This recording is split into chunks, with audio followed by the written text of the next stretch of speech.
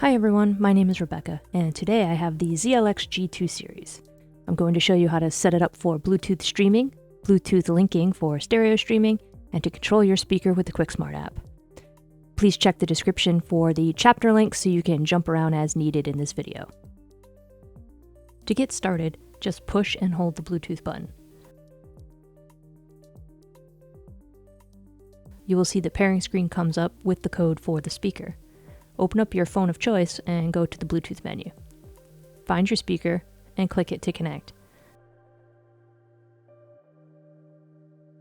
You will see the S on the screen will become solid and stop blinking to show you are connected.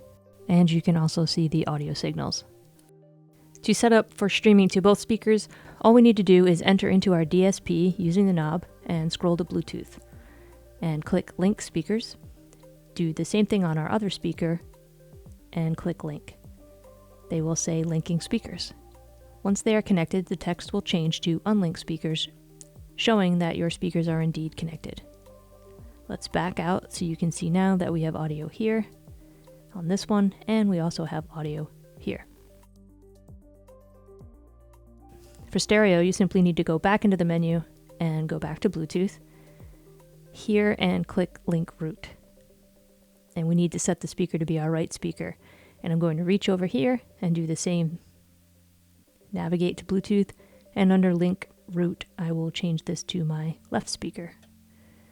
Then you can back out of your menu and both speakers are set up for stereo streaming.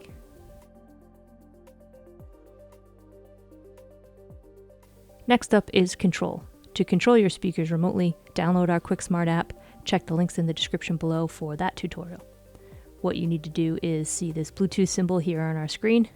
Open up your QuickSmart app, select your speaker or speakers, hit connect, and you can now see the C on the screen, which indicates a connection.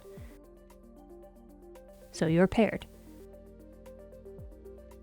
Now as I move my level controls on the QuickSmart app, you can see they reflect on the screen of the ZLX. Mute and unmute, etc. If you do not see the Bluetooth icon, that means Bluetooth is off. Simply push the DSP button, scroll down to Bluetooth, and go to Bluetooth and turn it on. Now Bluetooth is turned on, and when we push and hold, we will be able to pair. Okay, that's it. We are now set up for stereo streaming and control. For more tutorials like this, please like and subscribe, and thanks for watching.